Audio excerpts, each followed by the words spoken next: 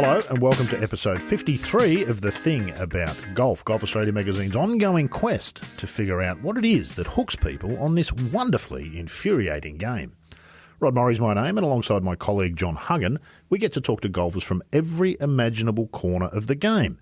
Players, administrators, caddies, entrepreneurs, and even, as we will on this episode, those who write about the game. In print media, there's a theme of constant change. The thinking goes that you need to keep refreshing the content to keep the reader coming back. But there are always exceptions that prove the rule, and today's guest is one of those. John Huggan joins me now for a quick teaser of his interview with a writer who's not only a long-time friend of Huggan's, but one that I suspect many of us readers feel that we know too. Huggy, Guy Yocom's My Shot column in Golf Digest might be one of the best regular features in print in any genre, not just golf.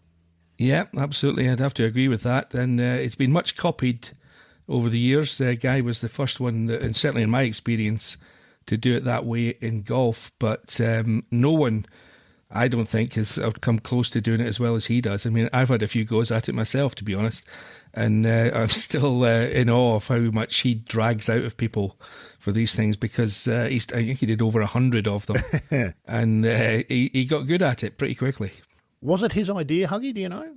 I think he saw it. I think he saw it somewhere else and thought that could work in golf. And I think he went to our boss at the time, Jerry Tardy at Golf Digest in America, and pitched it to him, and he was told, go and give it a try. And I think it just went from there. It's a real gift, as you and I both know, being in sort of similar jobs and interviewing people and writing stories and profiles. He's got a real gift, and I've got one here that the insights he would drag out of people are quite amazing. I've got one here that just really struck me as sort of telling that whole story. For those not familiar with the format, the story is told in the interviewee's voice. It's a first-person piece. So Yocom writes it and obviously asks the questions and gets the answers. But Sam Snead, I think he might have even been the very first My Shot. There's so much packed into this insight. It's extraordinary. Snead says, I've still got the 4-string Gibson banjo I ordered from a Sears catalogue when I was 14. It took me 3 years to save enough money to buy it. It may be the most precious thing I own. Nobody has played it but me. Now, that's a detail. If somebody told you they bought a banjo when they were 14, that would go in one ear and out the other. Completely uninteresting. But doesn't that tell us so much about Snead and the genius of Yocom to have spotted that and to have crafted it that way? And it now tells you so much about Snead, doesn't it? Well, and it tells you a lot about Guy as well. I mean, as you said at the start there, he's a close friend of mine, has been for over 30 years. We worked together for a long time. He's an easy guy to talk to. Guy, I'm talking about. I mean, he's a great conversationalist. He's a great storyteller himself. I mean, I can sit, he and I would go out for a beer after work, and you'd sit for hours just listening to him. He's a great raconteur himself, and I think that's why he made people feel so comfortable. They were at ease in his company, and it became, the tape recorder was forgotten, and it became a conversation between two friends rather than an interview between a journalist and a subject. Is he a genius, Huggy? No, he's not. No. I think he'll laugh when he hears that as well. No, he's not going to listen to this, so don't worry about that. No, he's he's very, very good at what he does. I mean, I was a huge fan of his writing. Very gifted, very good at coming at subjects from different angles. Far more inventive a writer than I'll ever be. I admired that. I admired him greatly for that, and I still do. Unfortunately, he's retired now, and we don't get to see him in print very often, if at all. But when he was there, he was one of the best.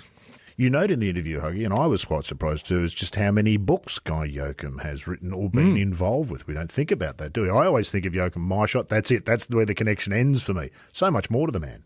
Yeah, I mean, he's very close. He got, because of all the things I just said, he got very close to some of the subjects. I mean, he and Phil Mickelson were big buddies. Johnny Miller was another one of his pals. He did all Johnny Miller's stuff for the magazine. I think they did at least one book together, maybe two, I'm not sure. But yeah, Guy's very versatile. He did a lot of instruction books, biographies, autobiographies. He's all over the map. Great versatility as well as great talent there. Yeah, indeed. Well, it's a fabulous chat that you have with him. I can't leave today, Huggy, without passing on my condolences personally to you. Renton Laidlaw was on this very program just a few weeks ago, and of course, not long after you did the interview, Renton passed. So, and I know you were good friends with him, but in some ways, wonderful to have that legacy of that last chance to sit down and have that great chat and capture it for the rest of us to hear. So congratulations on that and condolences on the loss. So. Yeah, thank you. It's I'll miss him. He and I were regular. We had lunch together on a regular basis. It's hard to believe that he's not going to be there anymore. I'll miss the chats, that's for sure. And of all the wonderful eulogies written about Renton, I think the fact that he could endure you at lunch on a regular basis for multiple years in a row is testimony to what an extraordinary person that he was. He was a man of many talents, and that might have been the best one of them all. Certainly the most unique. Huggy, it's been fabulous. We'll get on to listen to Guy Yocom. Thanks for joining us, and we'll catch up with you soon. My pleasure. My guest this time round is, again, one of my favourite people and one of my oldest friends in golf journalism, Guy Yocom, like myself, formerly of Golf Digest. So let's get right to it. Guy Yocom, what's the thing about golf for you? Good afternoon, John. You stood me that question in advance. It's the only one that you stood me in advance, and I thought about it a little, and I think, gee, that's kind of a hard question, a broad question. I thought of coming back with something trite, like it's the thing about golf is chip shots hold and brassies caught squarely on the meat. But then I thought about it. And the thing that really about golf for me is how pervasive it has been and still is on my life. I think if you have the heart of a golfer, if you're a real golfer, a true golfer, and somebody who really loves it, and where the game speaks to you, and it's something you've done your whole life, I think it really creeps into every aspect of who you are. You think about, if you're a golfer, chances are your friends play golf. And, to that point, it ends up determining, like, and shaping all of your social life. That when you're out with friends, you always end up talking about golf. Hopefully not bragging about what you shot or anything, but that you talk about courses. And golf, it's your main source of recreation, exercise, walking. You're out there. There's not a lot of golfers who have, I don't know too many golfers who also boat and ski. A few do, but golf is like there's an obsessive appeal to it, where it's their main sport. It's the primary thing they do. Yeah, we're not the most rounded human beings, are we? Generally speaking.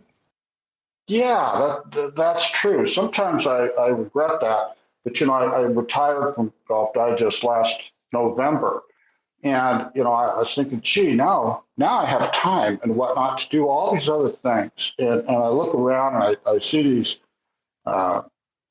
people down at the beach in their little boats, and I see people fishing and sort of these other pursuits, and I'd always look at these like, man, I'm going to try that someday. I'm too busy now. Well, now I look at them, I think, I don't want to do that. I cannot see you guys sitting in a boat with a fishing rod. I'm sorry. Really, with the Henry Fonda bucket hat, on Golden Pond. Yeah. Drinking a 6-pack of beer every day. No, I don't think so. But golf, it is pervasive, and people who play golf their whole lives, invariably they have firm handshakes. Their hands are strong. They say like a sign of feebleness and old age, and we all know this. You'll shake an old person's hand sometimes, and they have kind of this papery, weak handshake. But the golfers, even older guys into their 80s, I think of Jackie Burke, for example. Whenever I see him, and he's in his 90s, he really squeezes your hand, and there's a glint in their eye and a keenness to the way they look at you. There's an alertness, and alacrity that golf kind of gives people, I think. So And then beyond that, you think, well, why is it so pervasive? Why would we be so obsessed, so enthralled by this game? And then it comes back to the actual game itself and the way that it calls to us. The sounds and the feels of it, the aesthetics of it, the feel of a good shot. It's so elemental. And again, it appeals to all these human needs, and these really rewarding things. It's a chance to compete. If you're playing for a little monthly medal, little tin cups or little things like that, that really, it gives you purpose and excitement. And there's a barometer there, by the way. You can measure. A way to measure how good you are. And I think that people are really like that inherently. They like that. Who's the old timer who said it's the constant and undying hope for improvement that makes golf so exquisitely worth the playing, something like that. I won't drag out too many of those old quotes, but there is that aspect to it, and it's, and and also golfers, as a rule, generally, they're knowledgeable people, they're smart people, intelligent. I found there'd never be any real evidence for something like that. Well, but, I can think of a few exceptions, but I think you're generally right. Yeah. Yeah, that's right. Some of God's greatest moron idiots play golf, but on the other hand, you go out to a club, say, or it doesn't got to be a club, just any club. You'll see people there, such a diverse group of people who come from so many different professions and things like that. And golf has a lot of downtime, between shots, sitting in the grill room after, that type of thing. And it's a great way to you find exposure to these people. You kind of learn so many little ancillary things about golf, a lot more than you will sometimes sucking down martinis at the end of a neighborhood bar. It's good, It's so here I am, late in life. I still love the game, and I just think again how pervasive it is, and how the thing about golf is it should really be things about golf, plural, because it has this overarching sort of thing that's really made me who I am. Yeah, well, I think it's such a great question because the answers are different for everybody, probably. There'll be some, common factors, but everybody gets something different from it, I think. Yeah. One thing, too, is, it takes so much time to play golf. But, my wife, Marcy, it's funny, she doesn't play golf, but, she's never resented me playing golf. Now, keep in mind, I'm not someone who plays, never has been someone who plays, 90, 100 rounds a year. It's not that much. I never had time for it, but I did play a lot on weekends, even when my children were little.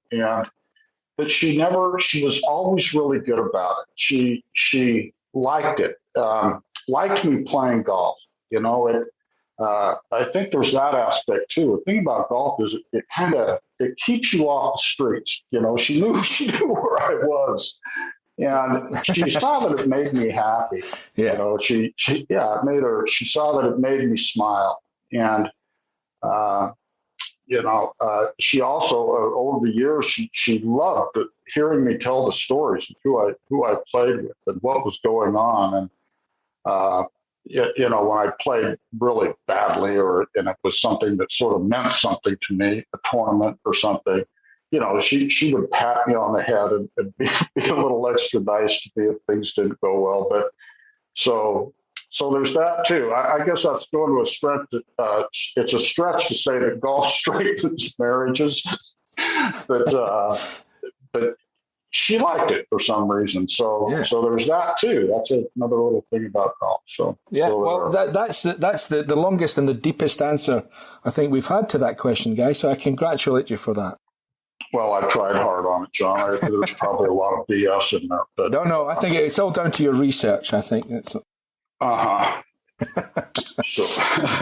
Listen, I've done, as well as I know you, and I've known you for such a long time, but I Googled you and I discovered, you've written more books than I realised. You've written more books than most people have read, I think, with various, luminaries in the game, Johnny Miller, Jackie Burke, you mentioned, Corey Pavin, Phil Mickelson, David Graham, Tiger Woods.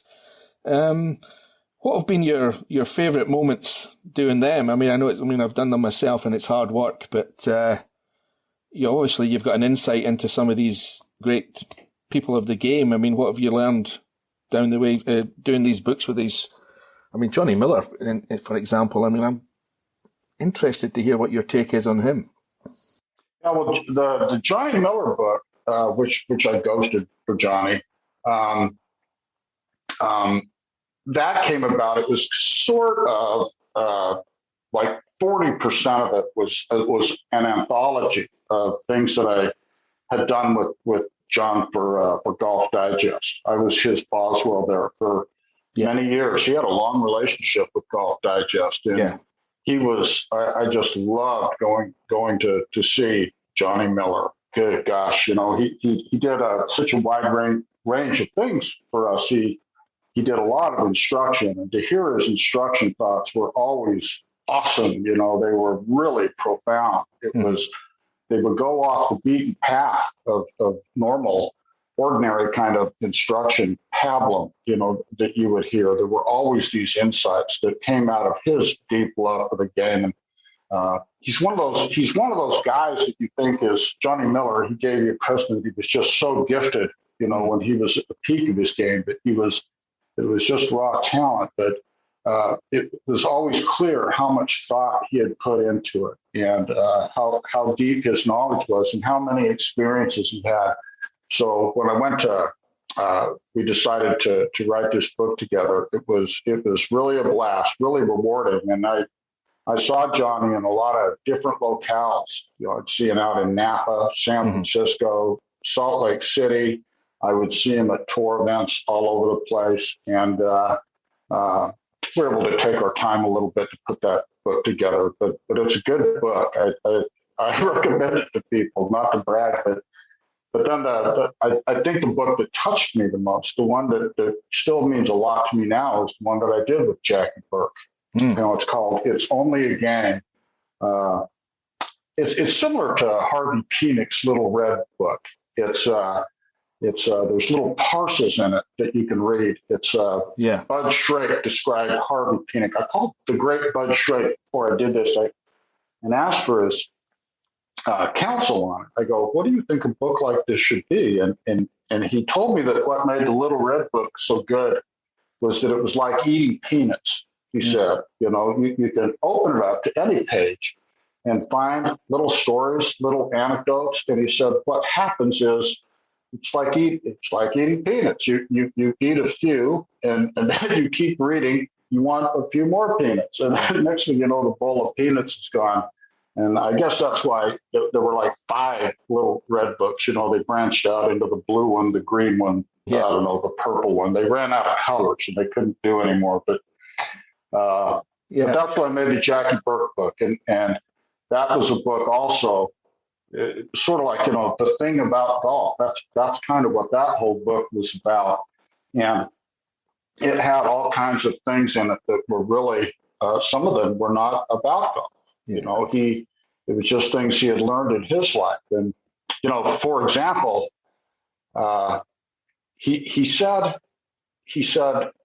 he gave me this advice one time. It really wasn't meant for the book, but he told me this. I thought, I'm going to put it in the book. Yeah. And he said, live your life so that when you die, you fill up the church. What does that mean?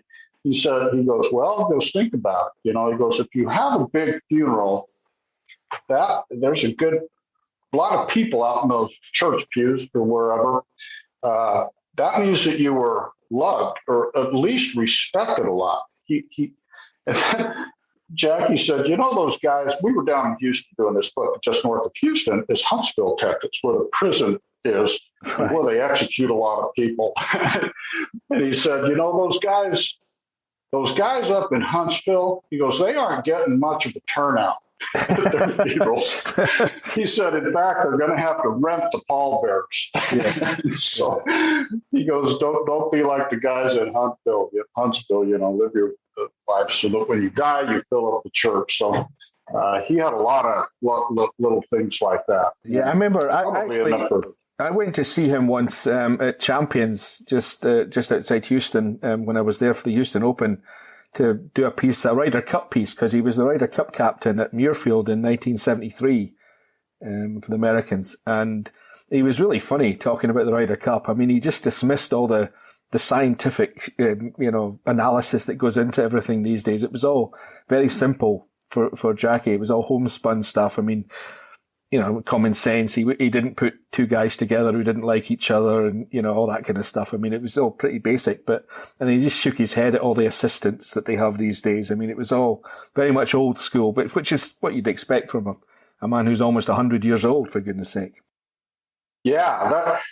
One thing he told me about Ryder Cup was he was looking back at the Ryder Cup that was held at Champions. And gee, John, you know this off the top. I can't remember. Was it 69 or 67? 67, I think. Yeah. Maybe 67. That's right. That's the one with Ben Hogan was captain. Yeah. But he said in that one, he said, he goes, Guy, read all this stuff about how Billy Casper, the great Billy Casper, never choked. And he just had the pulse of the snake. It just never went up. He was utterly unflappable. And it was really key to that his greatness. He said, well, the Ryder Cup was a different animal. He goes, it transformed people. It just clearly, the stakes were so dear, were just so high at that he goes, it would shake the most placid individual. It would just take them into red line kind of nervousness, almost where they almost have breakdowns. And he said, at the opening, the first match, he said, here came the University of Texas marching band. They played the Star Spangled Banner, and hoisted the colors to their peak. And he said the first off in that match was Billy. That day was Billy Casper, and I can't remember who his partner was, but they go to play, and they had done all of this strategizing. I think it was alternate shot. It was foursome, so it was like, okay, I'm going to hit the first tee shot. It called for Billy Casper to hit first. And Casper, they finished that Star Spangled Banner. Jackie looked over at Casper, and he said Casper's eyes were like teacups. They were big and wide, and he was literally trembling. Yeah. And Jackie motioned him like, come on, Billy, get on with it, hit your tee shot. And Billy ambled over to him and said, I can't hit it. I can't take the club back. Please have somebody, get me out of here. Have somebody else, have my partner hit first. And Jackie said he put his hand on Billy's shoulder and said, now, Billy, here's what you're going to do.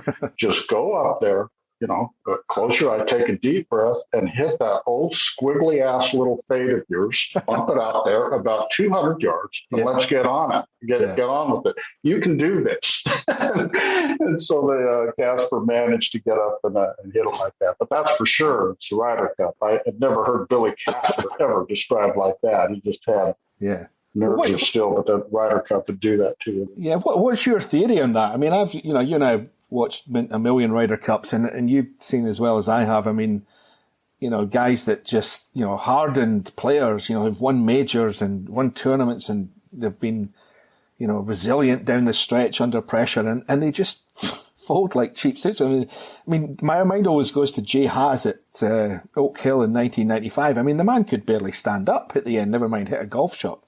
I mean, barely stand up. Well, there's Johnny Miller for you. He said, right at the end of that, towards the tail end of that Ryder Cup, and it was either the one at Oak Hill or the one at Brookline, 88 and 90, I believe. I can't remember. But he said Haas got on the last hole, and this was important. And Haas hit a pop-up. Yeah, that's it. That was Oak Hill 95, yeah. Oak Hill, okay. So he pops it up, and Johnny Miller said, I've never seen a shot so poor of a shot in competition. He said, when you hit a pop-up, it's almost the physics of golf, but when you hit a pop-up, it will go to the right. It will pop up slightly to the right of the line. Mm-hmm. He said, Jay Haas hit a pop-up that went dead left. He goes, it said it was like a trick shot. He said, that is really hard to do. He said, it just something happened to his nervous system that made the impossible possible. But that's sure right. Something that's like a demon gets in their bodies. It's just too big. Hal Irwin, who's another really steely guy, just didn't seem to choke under any circumstances. He was rendered almost useless, in that Ryder Cup in '91 at Kiowa. He just almost couldn't play at all. And I mean, if I'd been Bernard Langer, I would have made Irwin putt that 18-incher or whatever it was that he had for the 5. I mean, given 100%. I thought about that. I thought about it at the time, and I still think about it today. And and Hal Irwin will talk about that. He's quite open about it. He said he couldn't feel his body. You can get, there's a level of choking where you feel almost invisible. Your adrenaline is just completely overwhelms you. It's, and that was out. And that was the Ryder Cup. And Bernard Langer, I think, was feeling some of that too. Absolutely. We remember Bernhard, one instance there where he and his opponent, they both had 4-foot putts. They weren't really short putts. They were like 4 feet, good 4 feet. And he looked over at his partner, and the pressure would just suffocate, or his opponent, excuse me. And it may not have been, it wasn't that right. It's another one. But he looked over at his opponent and said, trade out, which usually the expression is good. Yeah. But he said, trade out. Like, let's not putt these. Yeah. There's no good can come of this. One of us is going to miss it and have the most humiliating moment of our lives. What do you say we just pick these up and go to the next hole? Yeah. And so it does that for sure. It's great. Anyway, Guy, I'm interested in your experiences writing these books. I mean, who was the most enjoyable? It sounds like Miller and Burke were a good time. I mean, how about Mickelson and what about Woods? I mean, you did the How I Play Golf, that big thing with Tiger Woods on the cover. What was that like as an experience?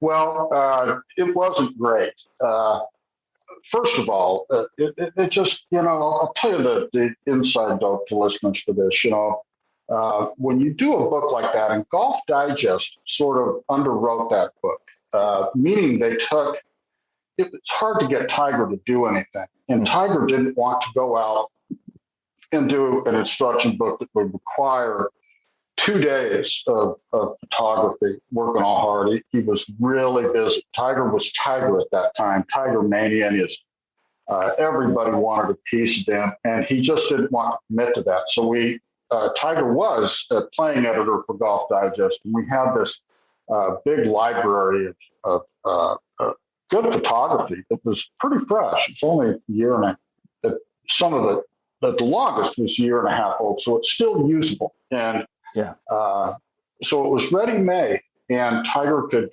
we just pop those pictures in there and retool some of the words that he had already done, and then just speak to Tiger a little bit, maybe over the telephone. As I recall, most of it was over the phone, and to get his further thoughts of it. And I don't get all credit for that. I wrote it with Pete McDaniel, who was on our staff at that time. He and I wrote that book. Right. But, I never really felt that great about it. It's kind of, it's a good book. Don't get me wrong. It's kind of a nice, tidy instruction book, but it was done in sort of that kind of commercial way. And I hated the financial arrangement of it. It's like guys like you and I, we work our whole lives. We work our whole careers to get to a point where your ship really comes in, and where you can really make some money off something. But in that case, because it was underwritten by Golf Digest, they Tiger's people were really able to drive a hard bargain for that. And right. Yeah. So that book, it was insane how well it sold. The initial print run was over 1 million copies, which is off the charts for a golf instruction book. And it wasn't a cheap book at the time either. It was well bound. It was expensive. Yes. And, you just run those numbers through your head. What's 1 million times $29.95? You're getting up there. Yeah. And I thought, good Lord, that's right. And it went into a second printing. They thought it was insane to print 1 million copies to begin with. Well, they went and did more of them. And poor, forlorn Pete McDaniel and I, we just commiserated for months because we got paid, but it was peanuts really compared to that. So now that I'm retired, I can kind of some sour grapes about that. But no royalties, no aspect of that. And but it was good. I mean, how can you really complain about that? Because it does put you next to Tiger, and you can always say you wrote that book, and it wasn't a bad entree. When you talk to an agent, a publisher, and they say, "What have you done before?" I say, "Well, I wrote Tiger Woods' book." And they say, "Oh, well, then you must know what you're doing." So, all in all, it was good. But I can't help but thinking of.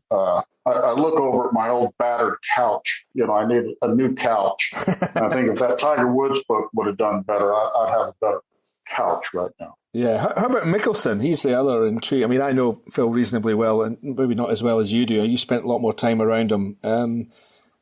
What's he like as a character? I mean, how would you explain Phil Mickelson to people who don't know him?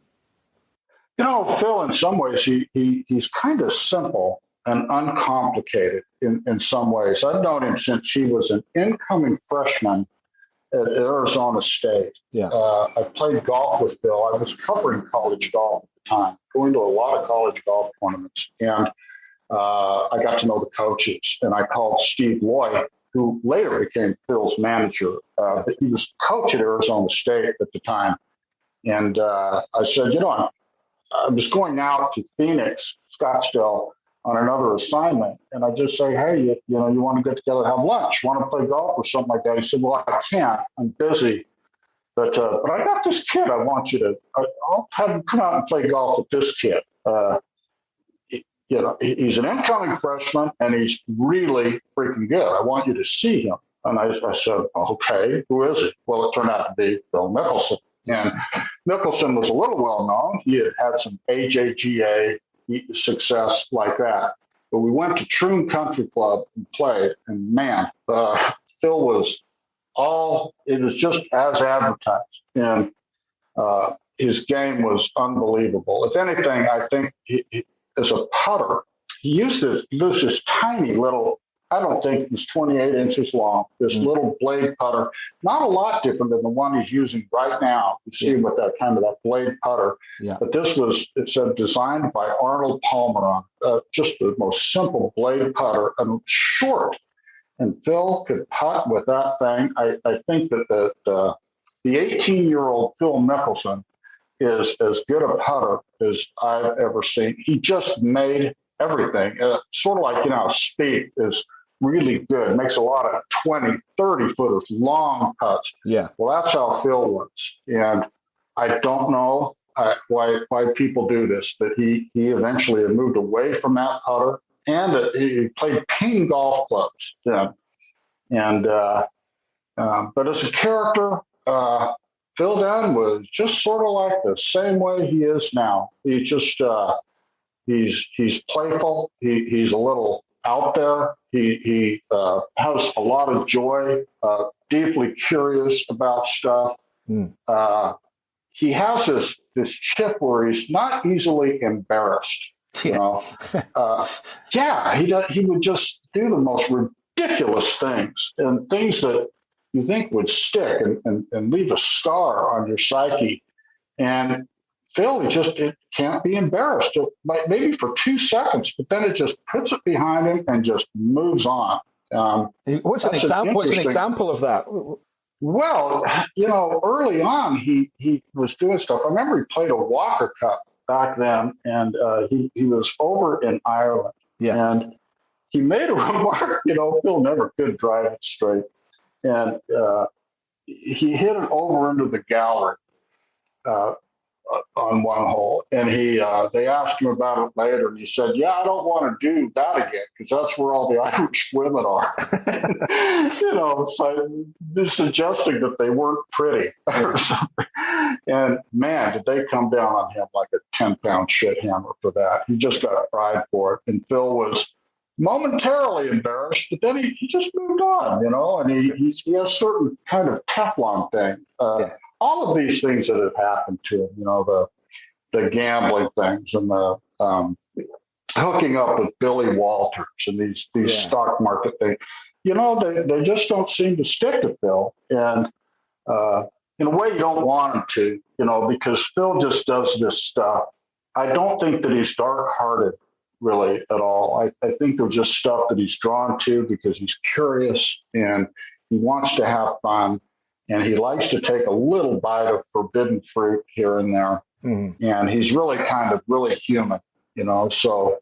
Guy, if we give Tiger 10 out of 10, what does Phil get? What do you mean 10 out of 10 for what? Well, if we give Tiger 10 out of 10 as a golfer, where does Phil rank behind him? Well, that's interesting. The sum of Phil would probably be 8.5 out of 10, right? Because you look at how many tournaments he was. He's unquestionably a Hall of Fame player.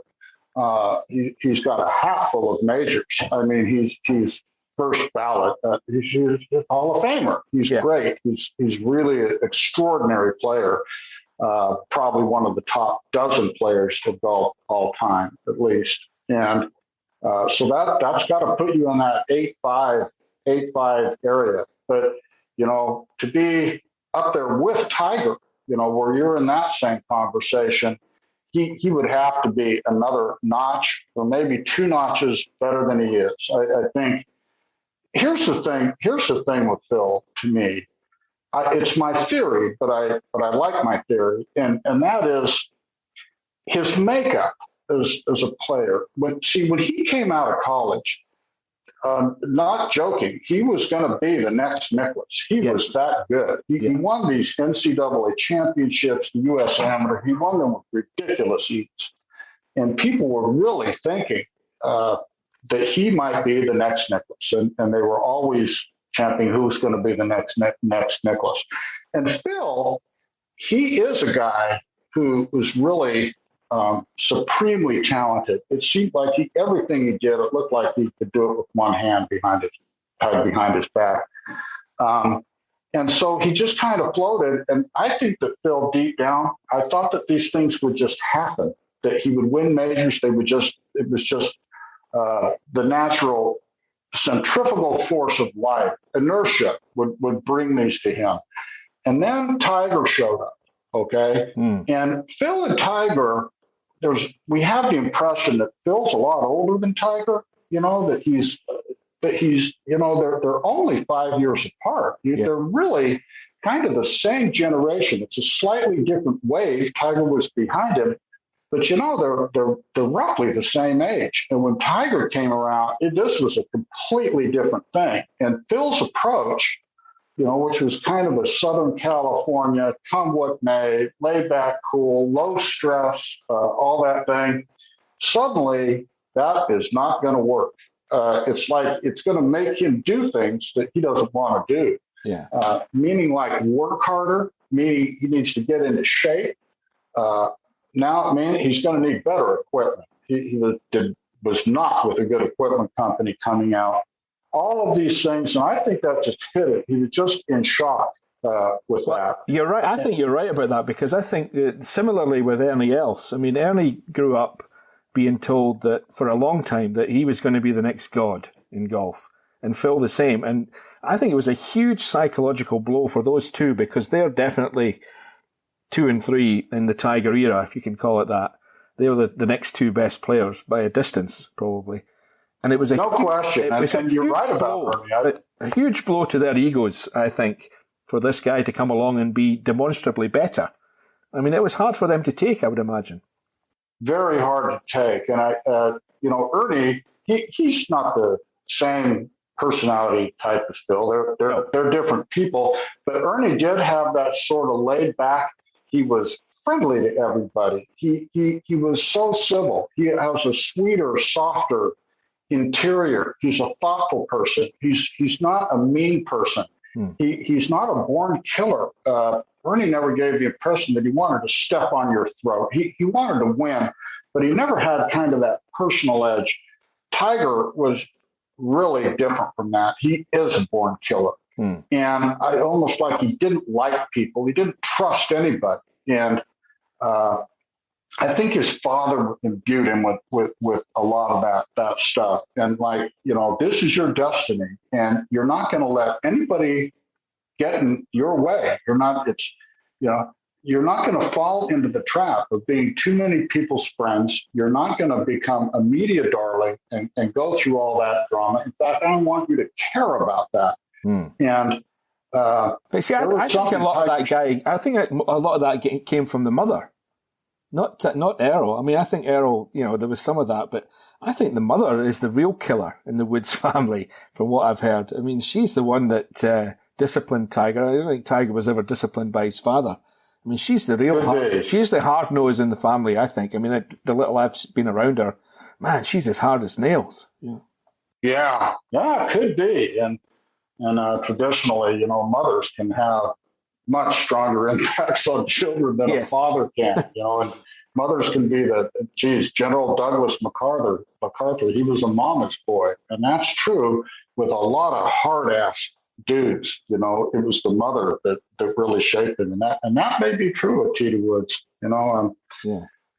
So anyway, that's the upshot on Phil. I just think that he was in shock by Tiger come along. He never really recovered, and he couldn't rewrite his DNA really and be someone he's not and become like Tiger Woods. I don't think that's who Phil is. And all we know is that the Tiger's thing. He was the boss, and he made all of those. Every golfer in the world just made him his little bitch, and came away with this record that he has, which I don't know that anybody else will. They say, well, anybody catch Jack? I don't know if anybody will catch what Tiger has done. So, interesting stuff. You touched on Johnny Miller earlier. I mean, everybody, I'm certainly of this view, and I don't know, you can confirm or deny, but the Tiger's best golf is the best golf we've ever seen.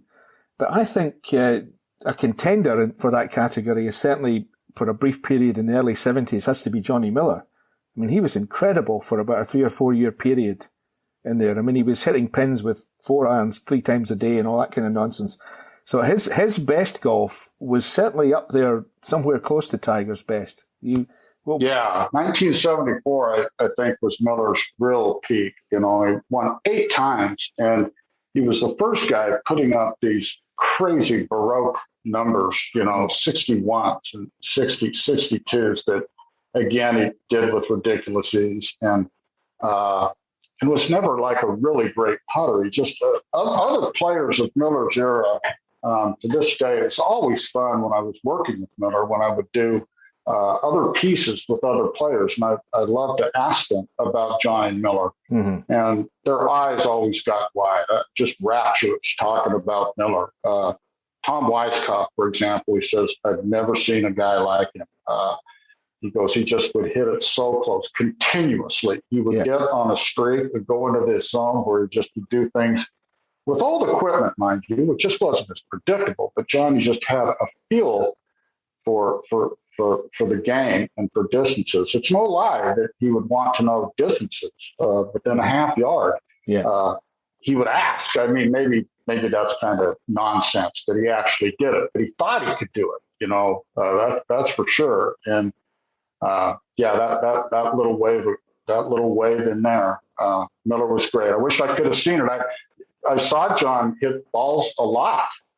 He would do it for these construction pieces. And this, by the way, Miller won the AT&T in 1994. I know. I was actually going to ask you about that. Did you ever talk to him about that? Because that, obviously he's way past his best at that point, and he couldn't putt at all at that point, and yet he managed to win. How did he manage that?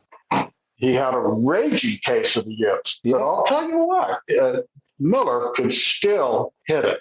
And I would see one of these instruction pieces, he would just be phenomenal. I mean, John, we watch these guys, they hit a lot of balls. And a lot of times they get into it. They're hitting these shots for the camera, but then you see kind of something gets in their system and they just want to hit balls. And they want to practice. And Miller would do that. It's just a joy to watch the trajectory, the sound of that ball coming off the club face, their everything, their waggle. And, Miller was a big guy. He's a big dude. He's like 6'3", big, thick wrists, huge hands, and he just had the power. It was effortless. The club stayed so low to the ground, through impact. And his ball, he hit this, it was a penetrating flight, but it had kind of a fluttery quality. It would peak out and then just kind of drop straight down. It lands so soft. He didn't spin the ball too much. He just had this way of making it land and stop. He didn't sism backwards, One time we went out to do a shoot with him, and he had there was no driver. Johnny was with Callaway for a lot of years. Yeah. And there was no Callaway driver. I can't remember why. We'd done it on short notice or anything. We were out at La Quinta, I believe, in California. And so John, he goes, well, I can't do this. And I'm hitting Callaway clubs. And I said, well, John, I'll bet you Callaway's really popular golf club. I'll bet you some dude in the shop or some member has Callaway clubs in their bags. So that guy went in there and he came out and he had a ladies driver. It was a woman's driver. And John looked at me and he said, I'm sorry, this is all we have in there. And John took this and he hefted it and he kind of waggled it in the air, and the thing just was like spaghetti. It just wow, just waved back and forth like a noodle, like the shaft was made of rubber. Yeah. And just kind of laughed and, well, it's the newest model. I mean, they'll like that. Okay, let's do this. So we hit the first shot, and I mean, it went 80, 90 yards right. Yeah. And, with the shot, and John just kind of giggled at it. Then he hit the second one and went like 90 yards left. He overcorrected it. And he said, I've got it now. And then he just proceeded to time this shaft, to time the behavior of this thing. And he hit 30 in a row, just dead straight.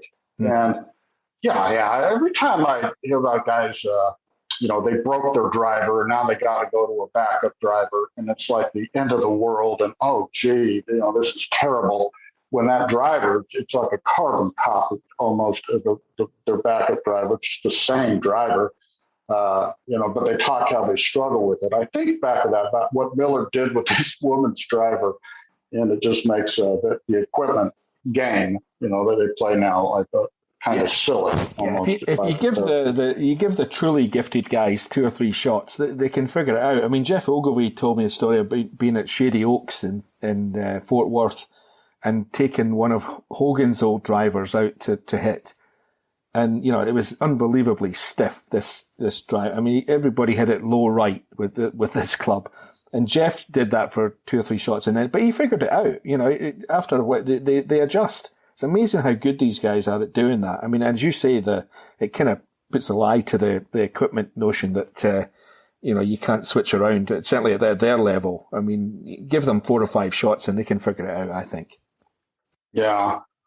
Well, we're talking about how talented these guys are, and, the gods just bless them with this talent and all that. But, underneath that, I'm kind of going too far with talking about Phil is, being lazy, not being a hard worker. And Tiger always liked to say that about Phil and let it filter back to Phil and kind of get in his head, but the fact is, I think that they all work on it. They love practicing. They love getting good. It's their life's work. It's their identity. And so to say it's all gift that they didn't practice like that. But with Phil, this made a huge impression on me. I saw him now. He had just barely turned pro, and now he's no longer driving little Honda Civic, ratty old car. Phil was strictly just a kid from the middle class. Now he's got like this BMW, and he's all excited. He's been given all this money up front. And I stayed with him. He invited me to stay in this condo he had bought at Gainey Ranch. So I'm hanging out there with him for a few days, and it's a lot of fun. He's so much fun to be around. But we went out into his little garage, and he had a couple of bags of clubs in there, some of the old clubs. And I started looking at these clubs, and he had those. Now you remember with King, they made the L wedge. That's their lofted wedge. Yeah, the L wedge, the famous L wedge. But the thing about those Ping clubs, those in old investment cast things, that metal on those things was hard. You couldn't wear those irons out. These other forged clubs, they would get worn smooth, eventually. Yeah. You cannot wear out an L wedge. Now, inside this bag that Phil had, there were 2 L wedges, and they were the same in that they were both, the faces were worn smooth. Yeah. You couldn't see the grooves. In fact, it was almost like a pockmark, that little dime-shaped thing there, where it was almost concave, where it worn a hole down. I thought, this kid's 19 years old. Well, he's older than that, 21 maybe. He's just out of college, 21, 22 at the most.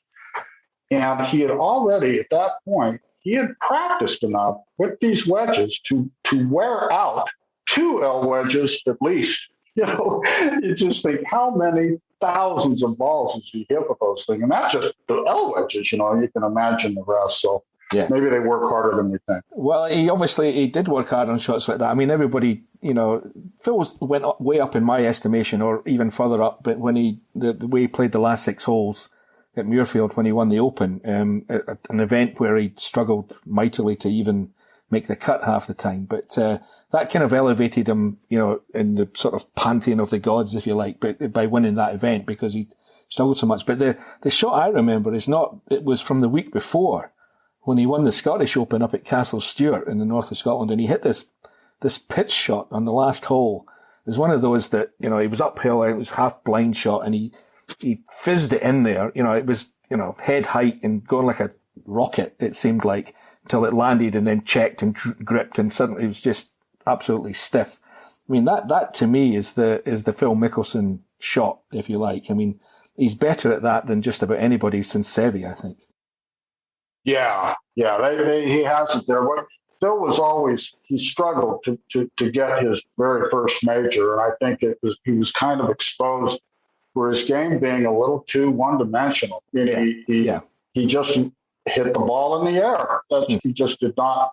You thought the British Open, the Open Championship would be the last one that he would have a shot at. Yeah. But Phil, one day a light went on. I think he had some help, Dave Pells, on this. Where he started when he was just off the green, Phil would invariably use a wedge, and he would only play one shot. This is really true at Augusta. He would only hit it high in the air and land it by the hole. One year he just came out, and you see him putting from the fringes. You started hitting these more bumps and runs, using clubs other than an L wedge on these short game shots, and it just opened up new worlds for him, really. And that's what I think that kind of is what completed him as a player, made him more dangerous at the Masters. It's how he won that Open Championship, and it's good. It was satisfying to see. It's like, geez, you're finally getting it. You lunkhead, you thick skull thing. Why didn't you do this 10 years ago?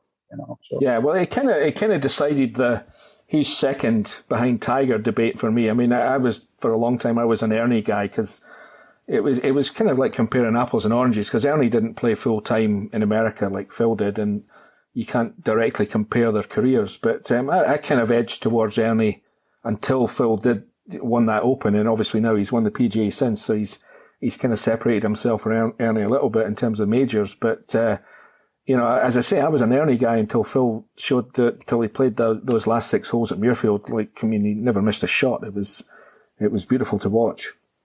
Yeah, but Ernie was so good, at one moment, well, I'll say one moment. He was good for quite a time, but he did have his zenith, around maybe 1994, when I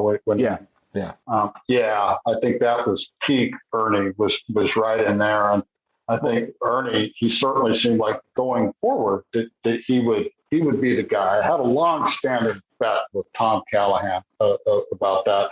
He thought Ernie would this is one of those bets that will settle 10 years in the future, 20 years.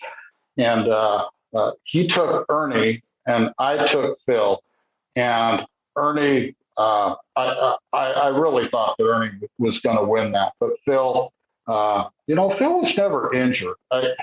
Just by hanging around and kind of adding these, he just dripped away at it. And where the sum of his career is probably a little more than Ernie's, but I remember Ernie else didn't play Ryder Cup, and I think the President's Cup is not quite in that same conversation as Ryder Cup. And Phil played a millionaire, but more than anybody, right? I think he's played more than anyone, but he's not a good Ryder Cup player. I think he's lost more games in the Ryder Cup than anybody else has ever done.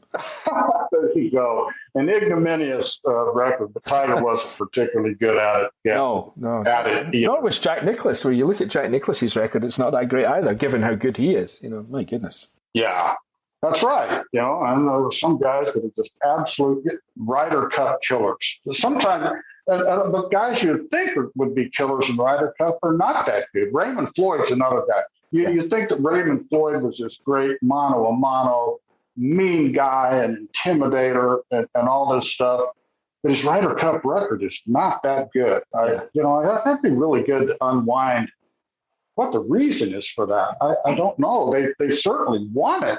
Raymond Floyd loved the Ryder Cup. He's a real patriotic guy and all that, but he never seemed to play great, whereas some other guys have incredible Ryder Cup records. Tom Kite has a good Ryder Cup record. Yeah. And, he was Mr. Top 5 guy for a lot of his career. Tom Kite maybe won the best Ryder Cup match ever. At Walton Heath in 1981. Sandy Lyle played 16 holes at Walton Heath in 7 under par and lost 3 and 2 to Tom Kite. Yeah, how about that? And Kite also has one of the greatest margins of victory. Howard Clark at the Belfry. You just don't see a guy like Tom Kite doing that, but it's true. It's an interesting animal. Love Ryder Cup. I want to move you on to talking about my shots, but one last question on the Ryder Cup. What's your theory on why Europe keeps kicking America's ass when, on paper, America has a better team? I think it's a complicated thing. I think that for a long time, I think Americans were hyper focused on it. They were deeply aroused by it, and it meant a lot to them. This whole playing for your country thing, and I think when they started getting beat, it got to a point where they kind of like a kid, like a child, where they just said, I just don't want to play anymore. Where they started, they just started saying, oh, well, Ryder Cup, it's not that important. Yeah. That's no measure anyway. It's match play. It's not, it's a team thing. Where you'd see little things where they would discount it to try to diminish it in terms of importance for a true test of competition. No question that the pressure of losing, the pressure that came from getting beat, it made them try too hard. And there's no question that they tried too hard. The captains just tied themselves in knots trying to come up with a formula, a million different formulas. I thought it was kind of funny. And by the way, I'm a pretty patriotic guy. This was hard to watch, a lot of these things.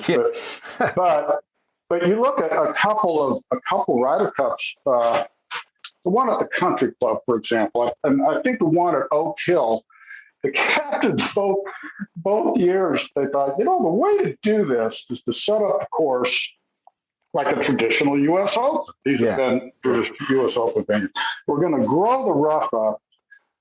We're going to firm up and harden the greens, and this will play right into our wheelhouse because at that time, no European player had won this since Tony Jacklin. This is the way to do this.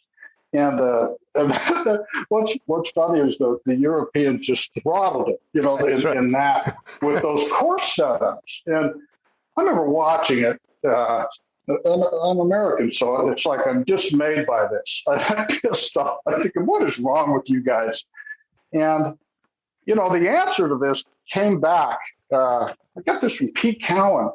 I said, why is it like the styles of golf, European, the Great Britain style especially, why is that, with the driver? Why do Americans, produce Hogan and Nicklaus? And why didn't more British and European golfers have more success in the U.S.? I go, it's got to be the driving, right? They're just Americans are straighter drivers, I would think. Nicklaus, Hogan, that style of play. Yeah.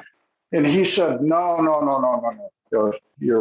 You're not correct on that. He said that the European style of driving, invariably, it's a different type of driving. Americans, they traditionally, they deal with courses here. They hit it high, and they do try to hit it straight, but they hit it high. The European style is to hit it more low and bullet-like. Yeah. Low penetrating to deal with wind and weather courses and stuff like that. He said, but it doesn't mean, he goes, I don't know where you got this idea. He goes, maybe from Seve, because Seve was a good driver at one time, but a lot of his career was not a good driver. Most of it, the latter half of his career, was not a straight driver at all. And he said, maybe it's just the notion of Seve and making birdie from a parking lot and all that. It's given this impression that they are not good drivers for the golf ball. So that is not true. It's a different style.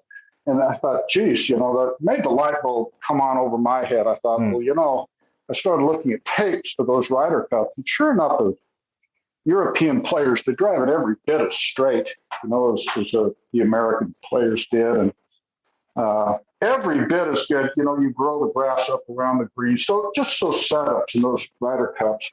And it seemed like the European players dealt with it, kind of the ragged, unpredictable, bad lies. They dealt with it better than the Americans did. So eventually the Americans just ran out of bullets. They did every kind of personality type. We'll put short hitters with short hitters, long hitters with long hitters, wild hitters with straight hitters. They just tied themselves in knots with that. And when you keep getting beat, I think it's a pervasive, almost group thing. So they started almost dreading Ryder Cup. I don't think they like to play in it. Really, I don't. I mean, you see, it's hard to get players to play in the Olympics, some of the top players, but I believe that they secretly do not embrace the Ryder Cup anymore, American players. Yeah. A lot of them don't. It's a big, crazy schedule all year. They've got President's Cup to play in every year. All of these things, and they just think, oh, no, not this again. I do have a certain amount of sympathy for the Americans in that, as you say, they have the President's Cup. They've got something every year, whereas the Europeans, it's every 2 years. But you're right. I mean, the contrast the Europeans, they're gagging to get into the Ryder Cup team. Every single one of them. There's not one European who doesn't want to play in the Ryder Cup really badly, And their approach is so much different, I think. They find that, like, you think, gee, they must have some kind of magic bullet in there to make them the way that they pull together and seem more relaxed and they love each other and all that. Well, I think that their strategy is, I don't think that their secret is they don't try hard at any of that. It's almost, I'm not saying they throw names into a hat. They have some like unbelievably successful duos, Seve and Ollie and that type of thing. And they did have a few of their things, but other than that, their key, the secret to me is that they're just more relaxed. Mm-hmm. And they look at this less of a life and death mission we've got to do this. They just look at it as fun and camaraderie, and it's about that. I've heard it's a myth that they don't have the usual infighting. Well, there's been some of that. I wouldn't pretend to say that there's been a lot of it, but there's inevitably, there's the odd personality clash. But what they do is they do a hell of a job of concealing that. I mean, even the disastrous Nick Faldo captaincy at Valhalla in 2008, there isn't one of those players who's thrown Faldo under the bus publicly. I've heard plenty of stories off the record, but they won't go on the record. I mean, as hopeless as he was in almost every aspect of the job, not one of them has come out and just slayed him. Sergio has kind of hinted at it, but only after Faldo did something similar to him. They clearly didn't get on that week, and Faldo started to talk about it, and Sergio had a wee jab back at him. But other than that, nothing. And I mean, you saw it as well as I did. I mean, he was absolutely hopeless. He got nothing. He got nothing right. I mean, he was terrible, to the point where I think some of them, it was difficult for them to play hard for him. It got to that stage. So they're not without incident, the Europeans, but they do a great job of, when it does come up, hiding it. And generally speaking, they do get on, and they've all got the common cause. And it's the big bad Americans. We're the underdogs. And it's easier to be the underdogs. It just is. That's right. Much, much easier. No doubt about it. I heard a good thing. It may have been, maybe Rod Moore said this in the pod that he did with you, where he was talking about Nicholas and Tiger. And he felt that Rod said, and again, that's a pressure thing that we're talking about here, is he said he felt that it was easier to come from behind, meaning it's easier to chase than to be chased. Yeah. Is that correct? Yeah. Yeah, and I that's right. And I thought, geez, isn't it just the opposite? Like you look at Nicholas, after he tied, eclipsed Bobby Jones' record of 11 majors, which was the target for him, and which he accomplished in about 1970. Good golly. I mean, he had 11 or 12 by the time he was 30. Once he had that, he had kind of an open field in front of him. And I think it was harder. It was harder to become motivated. He had achieved, he had beaten Jones. Now what is there?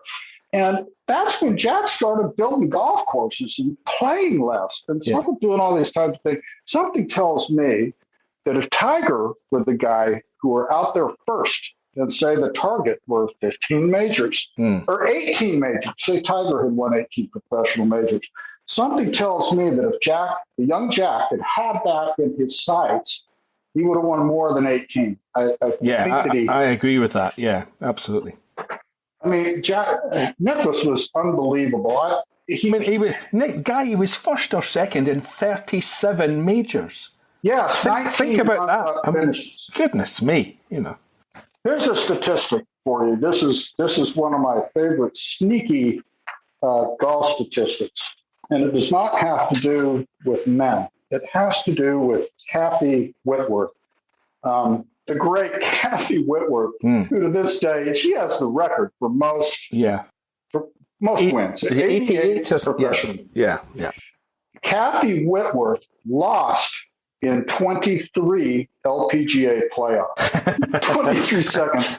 And she finished second 90 times. Oh. She won 88. She finished second 90 times. And you can look it up. I thought that can't be. There shouldn't be a zero on the end of that 90. It's not 9 second places. 90 times she finished second. Yeah. I don't know where I'm going with that, but it's a sign of greatness. Second place is that where you're contending that many times it matters. And I think Tiger had like 7 runner-ups, something like that. But great sign of greatness. Yeah. Anyway, as I say, I kept you on the ride a cup longer than I meant to there, but I do think that whenever I mention your name to people I meet and people I know, the first thing that they mention, or one of the first things, is certainly the My Shot series that you did for Golf Digest. I mean, I've done a few of those kind of things myself, and you kind of set the standard for everybody else coming along behind, I think. Talk to me about your favourite ones. I mean, I don't know sure how many you did or whether you know how many you did, but my goodness, they were awfully good and they were incredibly popular with the readers. Yeah. Well, it wound up where it's a round number, but I think I did like 125. Right. You know, after it got started, after it launched in, I believe, 2002, the first guy I did was Sam Snead.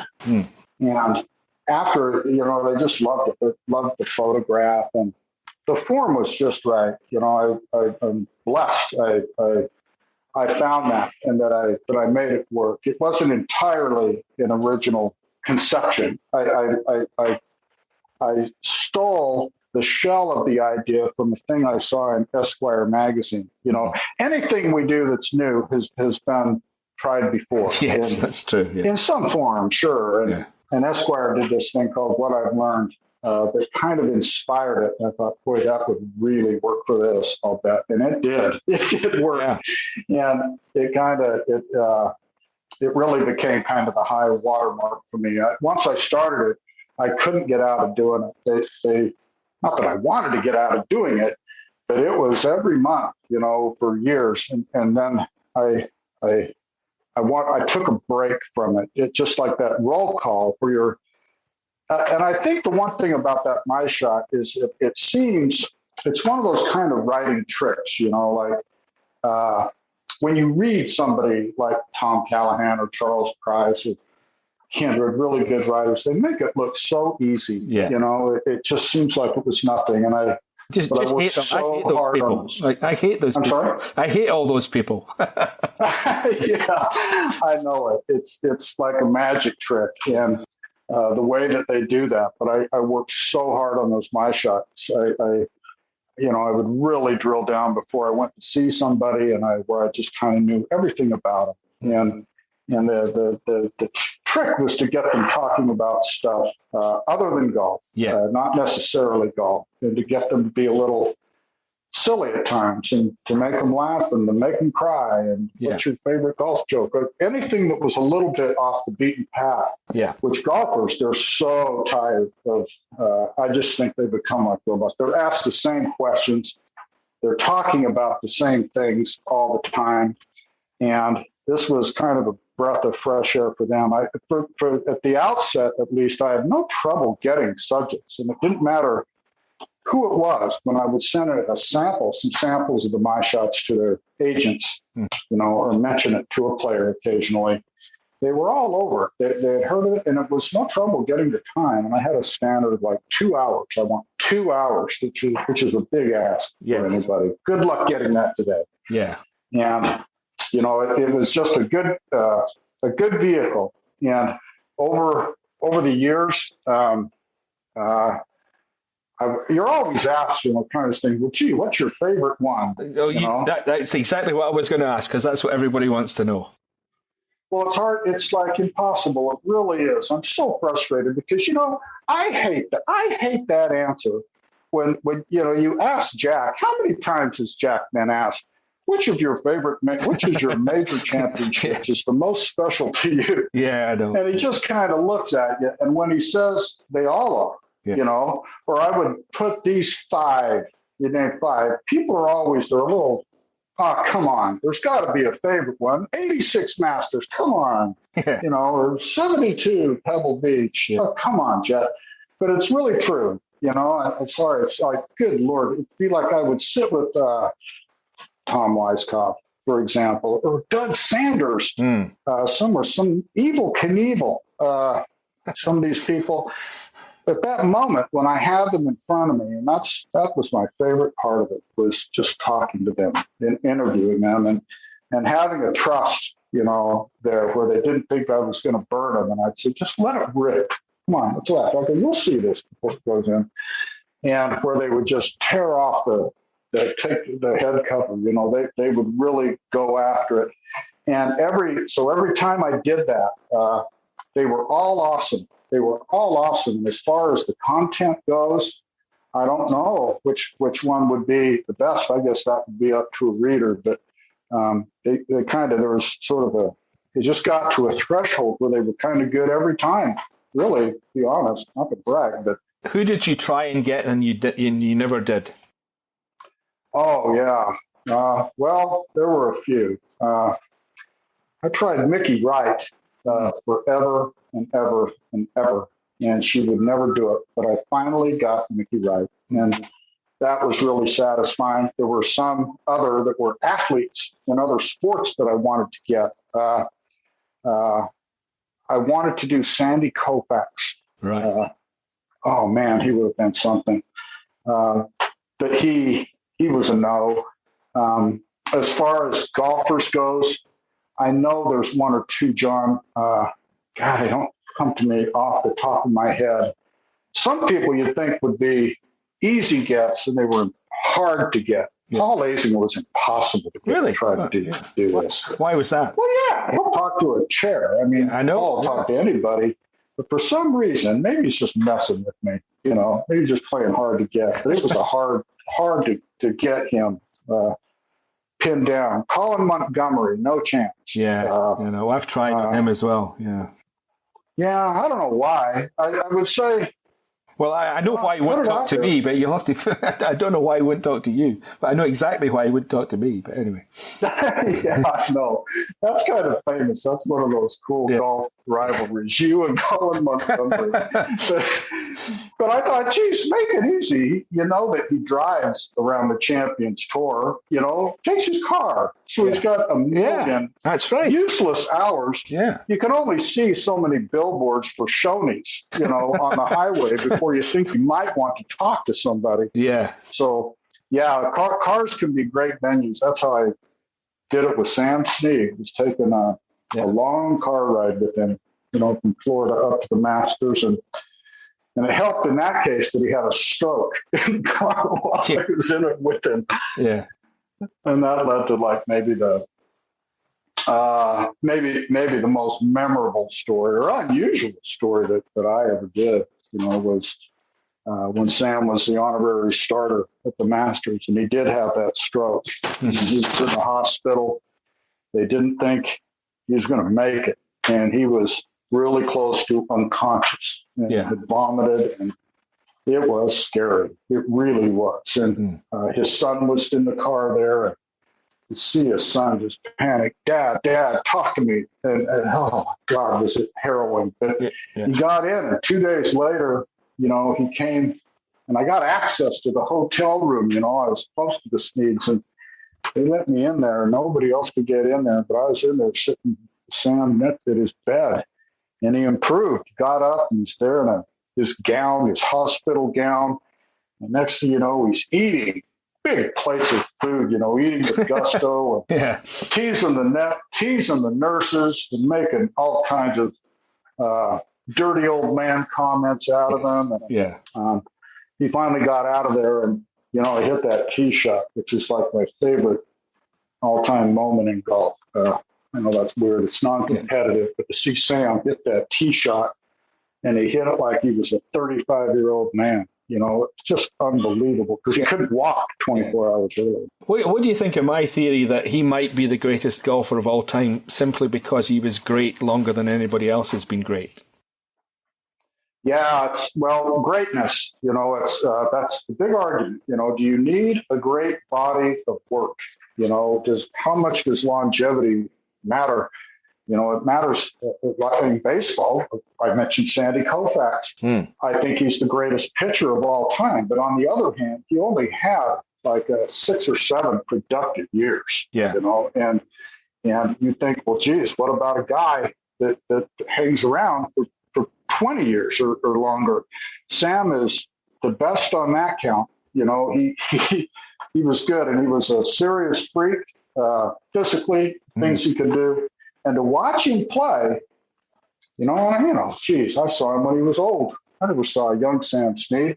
I saw him first in 1984 84, 85, and he was 72 years old by then. But even then, he could do things that other people couldn't do.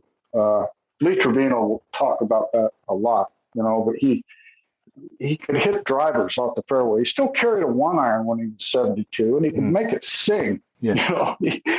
Yeah, it's just like amazing. And the way, his waggle way he came in, it was like this guy was golf. He was like an extension of it. It's like he played it the way it was meant to be played. It's like golf. He loved golf, and golf loved him back. And it's sort of it's like a thing like he came out of the womb, cut out expressly, for this purpose. So. You mentioned Trevino there. You've spent a bit of time around Trevino. I never have. And he was my favourite golfer for a long time until Seve came along, and he still remains number 2. And I've never talked to him other than in a huddle briefly. What do you make of Trevino? Everybody, I think he was a genius. He could do things with a golf ball that even Nicklaus couldn't do. Nicklaus was a better player, if you like, but as an actual hitter of shots, Trevino was unmatched for a long time, certainly in my mind. What do you take away from the time you spent around him? Well, there's a few sides to Lee Trevino. There's no doubt about that. There's sort of the Mary Mex side. There's the wisecracking, joke making, funny, kind of almost a comic figure, the way that he could do that. We're not too serious here. That Mary Mex side. There's the nasty Trevino, which he definitely could have that. I've seen it. It's not pretty. I've seen him call out sports writers for things that they wrote that he didn't like. I've seen him yell at ladies, where they're blocking his way, trying to get somewhere. I've heard him rail about Augusta National. That's and the troubles that he had there. And he's really peripatetic. His moods can change kind of on short notice. And, but then he's got this third side, and it's a beautiful side. And it's a warm side that just makes you think he's the most man in the world. Kindness, including a kindness that he did towards me, when my daughter was ill. And there's a softness in there that he really didn't want too many people to see. That's one thing about celebrity. They don't want to be too nice. Phil Mickelson, who's done amazing things for charity and done amazing things for individual people, and they don't want you to know about it because if they let it out, it's like somebody who won the Powerball. They're just besieged with requests and all that. So they keep that under wraps. But Trevino has done a lot of stuff like that. He has lifted a lot of people up. And one thing about Lee is, it's really hard to get in with Lee, to become a friend or somebody to trust. He got hurt a lot by other people, things that would, he couldn't they wouldn't let him into the PGA of America, at first. It was so hard for him to get out there. They talk about Ben Hogan having a hard life. I just can't imagine Trevino's no father. Grandfather was a grave digger. That kind of poverty is crushing. And he had it from the time he was little. And overcome that, it's bound to. And being, Hispanic, Mexican-American at that time, back in the early 60s, it was just really hard to make anything yourself. And people would hold you back, try to be a Mexican American, be a head pro somewhere back in 1960. Good luck. And I certainly understand his issues with Augusta National, certainly the Augusta National back in the day. I find it hard to believe that anybody from any kind of minority background was comfortable in that place as it was. It's certainly a lot better now, but back then I can only imagine what it was like. Yeah, well, sometimes, there's slights, real and imagined. What it comes down to, like at Augusta, it really erupted over a thing about tickets, I think. And Lee didn't feel he was a top player. He was U.S. Open champion. and he didn't feel that he was being treated quite with the deference that some other people were. And Lee, he is really sensitive. He's a proud man. And you always wonder if the crime against him was really, that serious. But in Lee's mind, it was, I never quite saw it. And Lee himself later said, I made too much of it. That's just me. But he did hold a grudge, and you don't want to be on the wrong side of him. But once you're in with Lee, and he considers you a friend and somebody you trust, he's just such a great guy. I mean, such a wonderful guy, good guy to write with, to work with, because he'll give you profound stuff and crazy stuff. Like, he'll tell you things about the golf swing you've never heard. And then his execution, to watch him hit balls, he's in that pantheon, those top 5 guys, But I saw Johnny Miller hit it, and Trevino had that quality, but he hit it. It just sizzled. It was the backspin. It had this ball spinning on this axis when it came off the club. That was fantastic. And could work it any way. He'd do things with his hands, his little stubby little fat-fingered hands, things that he could do with the club. It's like God put it there. It's like just amazing. Great. Who was the hardest work in the my shot genre, if you like? Who did you have to work the hardest to get the stuff out of? Well, there's no doubt some of them are better than others. They're not all great. Yeah. I had kind of not great times with a few people, and some of them kind of surprising. I didn't get along well with Chubby Chandler. That's the thing. These guys with nicknames. Chubby, Smiley. They're the most difficult people. These people with these lovely, adorable nicknames. They're the most difficult people, from my experience, from what I've had. But what it is, Chubby wasn't easy for me. The content turned out to be okay, but I don't know what it is with that guy. I was just talking, making small talk, and he was managing Ernie Els. Yeah. And he made mention of Els for Autism, Ernie's foundation. Yeah. And there was something about it I didn't know. He talked about, like, we've raised this much, and he had raised the money, and I go, well, how much have you raised? And he just, I don't know, for some reason, he got really mad. He said, you didn't do your homework. You didn't do your research. And I go, well, that's why I'm here. I am researching. Tell me the answer. I want to know. And he just, I don't know. He just glared at me. I don't think he likes Americans in general, basically. I think he's prejudiced. I don't know. Well, I mean, I've always had, Chubby's always been great with me, but you find that with those guys are, Darren Clark's another one. I mean, Darren is terrific with me, but I've seen him with other journalists and things, and he just doesn't cooperate. They either like you or you don't. I mean, and there's just no explaining some of it, I think.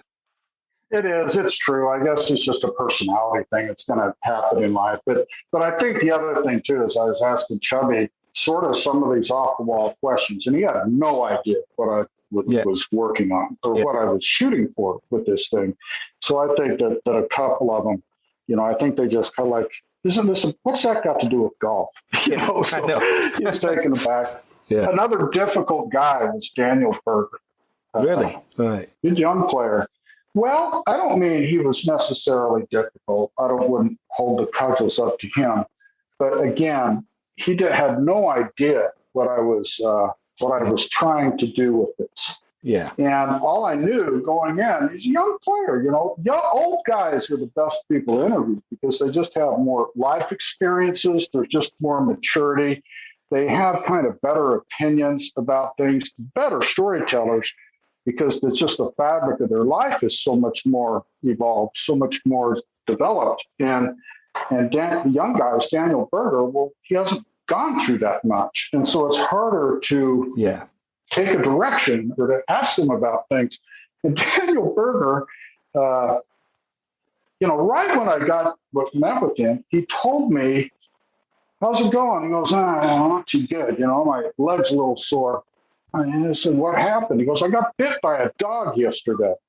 And I go, "Really?" And he says, "Yeah, I don't know why these people can't keep dogs on a leash. I'm just standing there, this dog," and I go, "This dog bit me." I go, "Well, tell me more about that." And I kind of have my pen out and taking a couple of notes. Yeah. And he says, why are you asking me about this? Like, why do you want to know about me getting bit by a dog? What does that got to do with golf? I go, "Well, that's the point. It's not about golf, but just the life of a golfer. You got bit by a dog. Tell me about it." Tell me one little nugget. And he just looked at me like I was nuts and a joke. Yeah. And you could see his eyes just cloud over with disinterest and looking at his watch. And I only had an hour with him. The time gets short. And then other thing, I asked him about the Masters. This was unbelievable to me. He had played in his first Masters, and he had never seen the course before. He knew almost nothing about the Masters. He swore he had never watched a golf tournament on TV before. I thought, where do you go from there? It's like, what do you do with that? And it was true. He was very sincere. He's never watched a full golf tournament on TV. He says, "I caught it out of the corner of my eye when I'm walking out of the golf club and it's on the TV up in the corner, but no, I've never watched." And I said, "Okay, what'd you think of Augusta?" Yeah. I go, "Didn't you want to see it first?" He goes, "Oh, I got invitations to go play there, but I thought, nah, I was busy and didn't feel like doing that." And, well, okay, so he plays in his first Masters. "Well, what about your practice round?" He goes, "I didn't really play a practice round. I played 9 holes, and I walked the other 9 with my putter and wedge." But for the Masters did? It was unbelievable. I just wasn't quite sure where to go from there, to go with him. He had never read a book. I asked him, "Okay, I go, what's your favorite movie? What movie makes you cry?" Or, whatever. And I think he mentioned a movie, but I go, "Well, how about like an old movie, Wizard of Oz, or who knows what it could be." And he said, "I've never seen a movie in black and white. I don't watch black and white movies." Like that was a genre, black and white movies. Yeah, yeah. And again, I'm just kind of like, well, where do you go with that? I mean, he's never seen John Wayne or whatever. So it was difficult. Yeah. And the obvious question, Guy, is what the hell does he do if he doesn't do all those things? He goes out on his boat. Right. And I'm not mocking that at all, but that was his pastime at the time. This is like 2 or 3 years ago. That's what he liked to do, was to go out on his boat and fish. He had a girlfriend, but he told me a couple of things. He told me about Yvonne Lendl slapping him across the face one time. Daniel Berger's father was a good tennis player, USTA ranked, and Yvonne Lendl was close to their family, and Yvonne Lendl, as we know, is real avid golfer, pretty good golfer. His daughters are good golfers. Yeah. And he was up playing in a tournament in I think here in Connecticut. And he had played a bad round in this tournament. He was coming off the course and he was a little sulky. He was sulking. And Yvonne Lendl slapped him across the face. He said, "Stop feeling sorry for yourself. That's not what a champion does. Straighten up, get your attitude right." And, I do send these things to people for sign off, and I will soften language here and there. It's not a transcript. And, they saw that, his agent saw it, and we can't have the phrase slapped across the face. We had to soften that somehow because it sounded like violence or child abuse or whatever, but understandably, I guess. But anyway, that was difficult. I'm sorry that took so long talk about that. But. No. As I say, I think the My Shot stuff is what everybody wanted to hear from this, certainly from this podcast, and I was interested too. I mean, I don't think I've ever sat, as well as we know each other, I've never really sat down and talked to you about how it was all done, because I've just admired them from afar, like most people. Doug Sanders was the best single crumb or nugget of a story, of a My Shot nugget that I ever did. You know, Doug Sanders told it was just unbelievable. And being with Doug Sanders was an unbelievable experience. He was a good player, by the way. Yeah. I think he won 18 tournaments. He'd love to tell you that he would have won 5 majors if you could give him, 2 birdies. I forget what they did. It's like 2 birdies, 2 pars, and a bogey. I would have won. Where I could place them somewhere, I would have won 5 majors, something like that. But I was with him at his home in Houston, and it was like going into the set of like one of those 60s TV shows, like Bewitched or Father Knows Best. The decor of it smelled slightly musty, and it had these florid pink curtains. And it was crazy. It's like a Willy Wonka. I don't know how to describe it. Yeah. And it smelled slightly musty. It was like walking into the 1960s. And he had like a bar set up. It was like a 1960s bar, martini glasses hanging there. And, while I'm there, these girls were calling him. Doug was still chasing girls and sending flowers. And flowers came to the house while we were there. It was great. But what a storyteller and what a story. I mean, look that up. You might find it online. Yeah. Good stuff. And the best part of that, the crumb of that, was him ordering his own suicide, putting a hit out on himself, to have himself murdered. Yeah. I just have never forgot that. He had a neck condition called torticollis. Yeah, I remember seeing him at Augusta, and he couldn't turn his head and things. Yeah, couldn't turn his head and walk with his head kind of on the side, and it's the symptoms of that are awful, excruciating pain. You can't move, just no way to go through life. And that's what he said. He goes to the guy and he said, well, we can do this operation.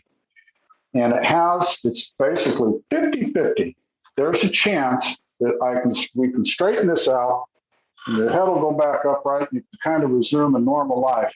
But there's also the chance, and it's no better than 50-50, that it won't do anything to help you. And there will be a place in there that I won't be able to get to, and you're going to be like this. And Sanders said, okay. So Sanders ran with the Rat Pack, Yeah. But those guys, and he knew a lot of mob guys, like old school mafia guys, that they make documentaries and movies about. And he knew those guys. And he called the local mob boss. They're in Houston, Houston, New Orleans. He got the guy on the phone and told him the outlook for what he's going through. And he said, if this isn't successful, what would it cost for you to send a guy over here and kill him? Wow. And the guy says, well, why would you want to do that? He says, well, I've got a life insurance policy, and it won't be good if I commit suicide. But if I'm murdered, there will be a payoff for the suicide or for the murder. There'll be, and I can leave something for my kid and my ex-wife, who he was still fond of. And the guy was like, the way Doug described it, he said, it's just a very business-like thing. It was a transaction. And these guys drank together and all that. And said, yeah, Doug, I think that can be arranged. I can give you a minute here to figure it out. I'll call you back. Yeah. So I called him back a short time later, and he said, okay, we've got it figured out. I'm sending over Mickey, whatever. You will be out at this honky tonk out on the west part of town. It's a big old Western place, enormous parking lot. And he said, we've done this before, Doug. He said, there's a flood of people coming in at like 8 o'clock, 9 o'clock. And then while everybody's in there, a lull will hit the parking lot where nobody's coming in and nobody's coming out. Right. Be like the high point of the evening. He said, all you do, you will go park your car in the outskirts of that parking lot. Mickey, you will hear footsteps behind you. Just get out of your car, stand, aim, face to the north. You'll hear footsteps, and then you won't hear anything else. Because he will come out, he'll put a 22 right behind your ear. Yeah. And that will be that. Yeah. And Doug says, okay. And the guy says, and by the way, it will cost you $15,000. You know, we don't do these for free. And Doug said, okay. So he has the operation. And it turns out it's successful. He knows the torticollis is relieved. It works. Doug is normal, and he calls the hitman back, calls the mob guy back, and he says, "Hey, you know, I'm not going to need that hit on me. You know, it turns out everything, it's all good. So we can erase this." And the guy said, the mob guy said, "Doug, that's great. I am so glad to hear that. You know, we don't like to do these things unless we really have to. Let's go have a drink. You know, I can't wait to see you." And it's just sort of that, you know, it's like watching The Sopranos. They're just so matter of fact about like this life and death type thing. But to hear Doug tell that was quite amazing. And I did have to talk him into, you know, I had to do some persuading before he would sign off on letting that story appear. But it's there, and it's kind of surreal and amazing. So, Guy, I'm aware that I've kept you here for 95 minutes. I thank you for your time. I don't think we're going to beat that story. Doug Sanders he's the number one as far as I'm concerned. That's amazing. Amazing tip. And thank you for your time. And the next time we're in the same place at the same time, I promise I will buy you as you always put it, a refreshing beverage of your choice. Yes, a light shandy, please, John. Yeah, a shandy. Would be nice, but it's always, you know, 95 minutes is short for you and I. And I know. It's good being with you, pal. I wish I saw more of you, and we'll wear it out somewhere the next time we see. I hope so. Thanks for your time. Cheers. One can only imagine how much fun an extended Friday afternoon lunch with Guy Yocom might be. As Huggy said at the outset, what a terrific storyteller. And even after that lengthy interview, you can't help but feel that there was plenty left in the tank. I hope you enjoyed that interview with John Huggan and Guy Yocom as much as I did. Well, that's it for episode 53, but don't fret, because we will be back to do it all again in just a couple of weeks here on The Thing About Golf.